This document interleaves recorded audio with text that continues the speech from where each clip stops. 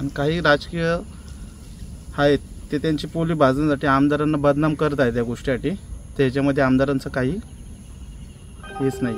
नेरळमधलं मारहाण प्रकरण फक्त तालुक्यात नाही तर महाराष्ट्रभर गाजलं।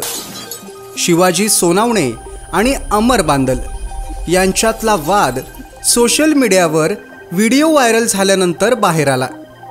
अमर बांदल याने नेरळ पोलीस ठाण्यात तक्रार करून जबाब नोंदवला आणि त्यानंतर नेरळ पोलीस ठाण्याचे पोलीस निरीक्षक शिवाजी ढवळे यांनी आरोपीला अटक सुद्धा केलं। पण या सगळ्या प्रकरणात राजकारण मध्ये आणत शिवसेना ठाकरे गटानं थेट आमदार महेंद्र थोरवे यांच्यावर खापर फोडलं आणि गुंडगिरीचे सुद्धा आरोप केले।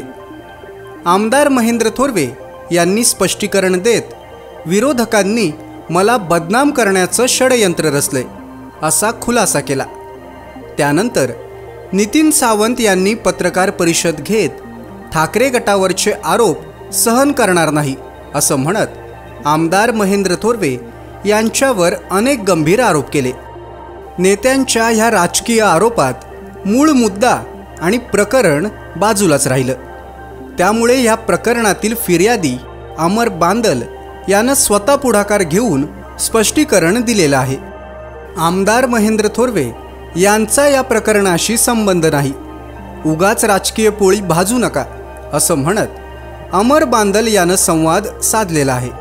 नाही तो बॉडीगार्ड तर नाही आहे। मी आता दोघा तिघा जणांना कॉल केलेला, तो बॉडीगार्ड नाही आहे वगैरे, तिथं काहीच नाही आहे। आणि राहिला प्रश्न आमदारांचा, तर आमदारांचा मी आमदारांना मनातून एवढं मानतोय की माझ्या वडिलांपेक्षा मी त्यांना मानतो। आणि काही राजकीय जर हे करत असतील, हे इश्यू वाढवत असतील, तर त्याच्यामध्ये आमदारांचा काहीच हेतू नाही आहे।